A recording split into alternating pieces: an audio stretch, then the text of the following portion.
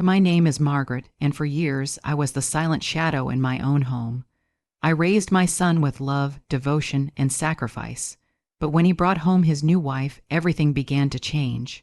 At first, she smiled at me, called me mom, and pretended to care. But behind closed doors, she whispered poison into my son's ears. Soon, the boy I raised no longer trusted me. He stopped visiting my room, stopped calling me, stopped asking for my advice. I became a stranger in my own family, in my own house. But the day she humiliated me at the family dinner, when she told everyone that I was no longer welcome in decisions that belonged to the young, something inside me shattered. That night, as I sat alone in the dark, I made a decision.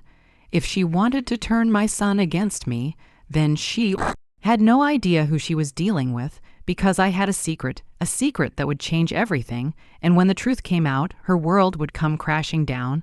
I used to believe that mother's love was unbreakable, that the bond between me and my son, Daniel, was stronger than any storm life could throw at us. I had raised him through nights of fever, days of hunger, and years of sacrifice. Every wrinkle on my face was carved from worry for him.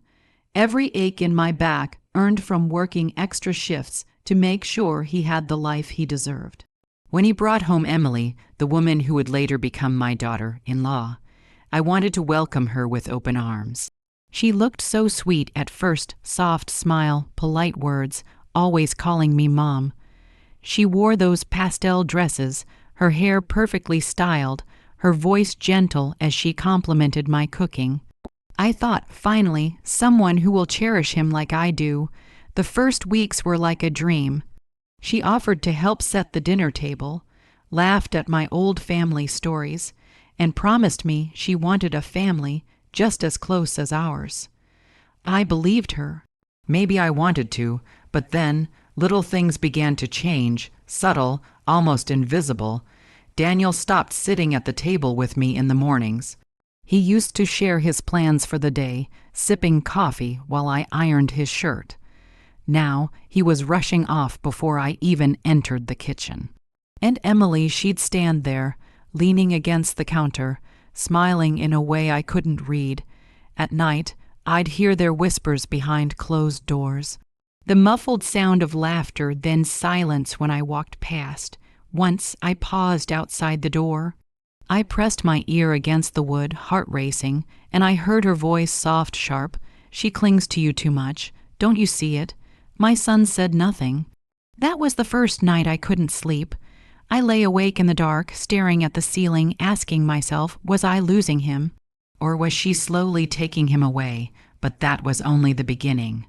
The poison didn't arrive all at once. No, it was slow, drop by drop, like ink spreading across white cloth until the whole thing is stained. Emily started small. She forgot to give me phone messages. Daniel would come home annoyed, saying, "Mom, why didn't you call me back?" I'd swear I never got the call. And there she was, standing in the corner, biting her lip like she was trying not to laugh. Then my seat at the dinner table shifted. I'd always sat to Daniel's right. It was tradition ever since he was a boy. But one evening, I came into the dining room, and Emily was already sitting there, smiling, saying, "I thought we'd change things up." My son chuckled, said nothing, and I sat in silence with my plate untouched. Money started disappearing too. Small amounts at first. Daniel had given me access to a shared account to help with groceries and bills. Suddenly, transfers were happening without explanation. When I asked, Daniel's face grew cold. "Mom, you don't need to track every expense. We're handling it. We." Not he, but the worst was the way he began to look at me. Not with love, not even with irritation, but with suspicion. Like maybe she had been whispering things in his ear when I wasn't around. Like maybe he started believing them. One night, as I passed by their room, I heard her voice, low and venomous. "She doesn't want you to be free. She wants to control you. Can't you see that?" My hand trembled on the doorknob. For a moment, I thought about bursting in, but I didn't. I turned, walked back to my empty room, and shut the door behind me. My reflection in the mirror looked like a stranger's tired eyes, lips pressed tight, hair tangled from restless nights. And that night, for the first time in my life, I whispered to myself, maybe she's winning, maybe I'm already losing him. But then came the dinner, the one that would break everything apart. It was supposed to be a family celebration. My sister's birthday. Everyone gathered around the long oak table in the dining room, cousins, uncles, my daughter, even old friends. The air smelled of roasted chicken, cinnamon bread, and red wine. Laughter floated through the room. For a moment, I almost felt normal again, but then Emily spoke. She raised her glass, her smile sharp as broken glass. We're grateful for everyone here tonight. Family means so much, but sometimes family needs to evolve, to make space for the younger generation to take charge. The table went silent. I froze, fork in my hand, my heart pounding. She went on, her eyes flicking to me. From now on, Daniel and I will be making the family decisions. Mom has done her part, but it's time for her to step back and let us lead. The room blurred. Heat rose in my face. My hand shook so violently my fork clattered to the plate. I looked at Daniel, my son, my blood. He sat there, silent, his arm around her shoulders. He didn't say a word. He didn't defend me. Whispers filled the table. Some guests looked down. Others avoided my eyes. My cheeks burned with humiliation. I pushed back my chair, the sound echoing like a gunshot in the room. Without a word, I left the table, every step heavy with shame. That night, I sat alone in the dark kitchen, staring at the half-empty wine glass she'd left behind. The words replayed in my head like a curse, step back, and as the clock struck midnight, I whispered to myself, never again. If she wanted me silent, she would regret it, because I had seen something she thought I didn't know. But what I knew could destroy her. After that dinner, I became a ghost in my own house. My words carried no weight, my presence no value. Every time I tried to speak, Daniel would sigh, his patience thinning, while Emily smiled like a queen watching her enemy crumble. But one evening, fate handed me a weapon. It was late. The house was quiet except for the hum of the refrigerator and the ticking clock in the hallway. I couldn't sleep, so I wandered into the study. Daniel's old study that Emily had claimed as her own. She used it as an office, though I never saw much work being done there. On the desk lay a stack of papers, slightly out of order. Curiosity guided my trembling hands. I shuffled through them until my eyes froze on a document that made my blood run cold. A secret bank account. Large transfers, thousands of dollars, and not in Daniel's name, hers. My breath caught. My son was being drained. She wasn't just taking him from me emotionally, she was bleeding him dry. I stuffed the papers back quickly, but my hands shook so badly one sheet slid to the floor. As I bent to pick it up, I noticed a folder tucked under the desk.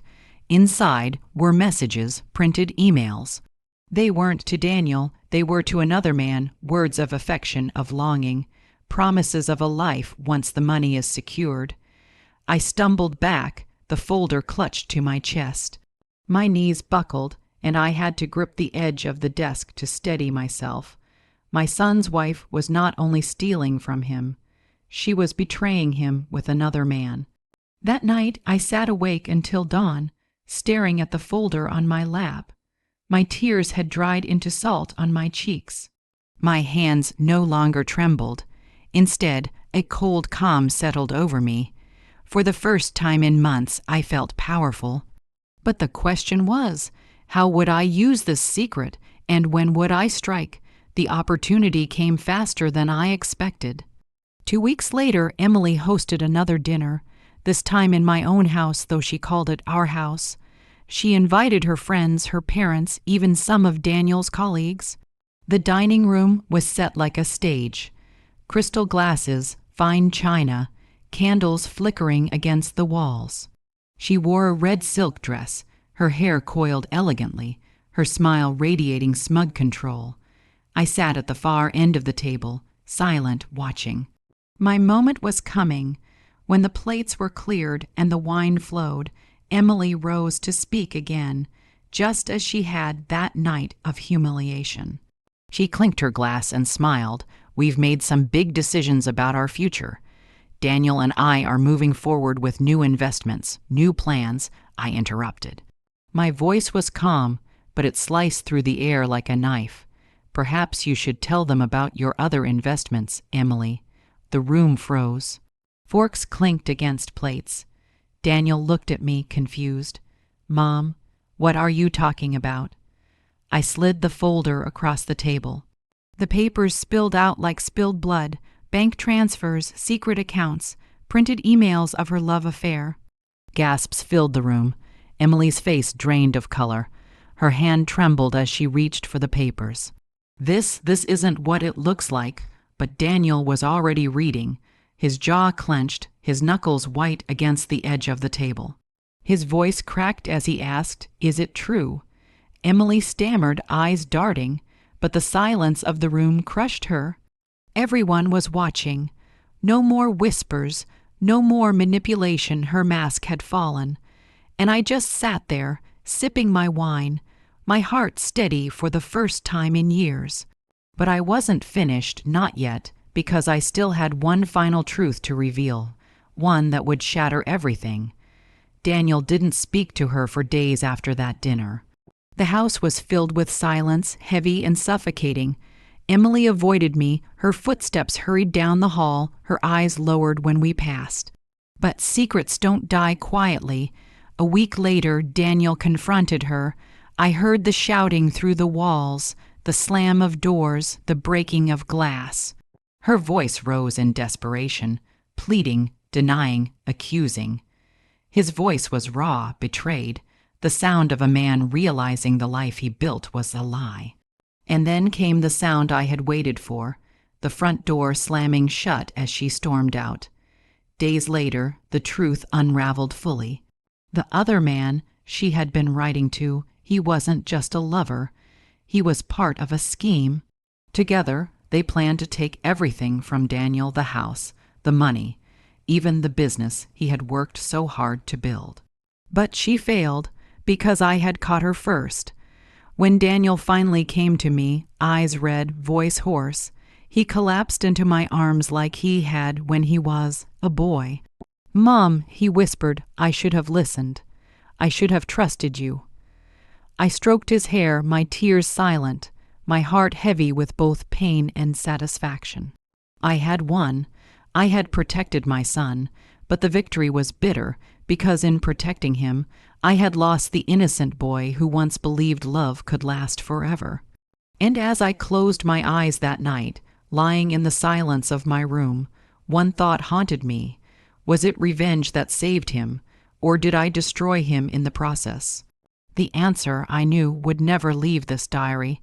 They say revenge is sweet, but when the dust settled and the house fell quiet again, I didn't feel sweetness. I felt emptiness. Emily was gone. My son stayed, but he was broken in ways I could never fully heal. His laughter didn't return right away. His trust had cracks that no mother's embrace could completely mend. And me, I sat alone in the evenings, staring at the shadows on the walls, remembering the years when things were simpler, when love didn't feel like a battlefield. I had one, but I also carried scars that no one could see. Scars carved by betrayal, humiliation, and the heavy weight of secrets I never wanted to hold. Some nights, when the wind rattles the windows and the house creaks, I ask myself, was it worth it? Did my revenge save us, or did it cost us too much? I'll never say the end. Because stories like mine don't end. They echo. They repeat in other families, in other homes, in whispered arguments at midnight, and in cold silences across dinner tables. Maybe tonight, someone else is discovering betrayal. Maybe someone else is plotting their own revenge. And maybe you listening right now, you know what that feels like. If my story struck a chord in your heart, if you've ever felt betrayed, silenced, or left in the shadows, then stay with me. Because there are more stories to tell, more confessions, more truths hidden behind closed doors. Share this story, leave your thoughts below, and let me know if you've lived through something like this. And if you want to hear more confessions like mine, more tales of betrayal, secrets, and justice, make sure you subscribe. Because silence is deadly, and together we will never be silenced again. Diary closes, screen fades to black. Silence lingers,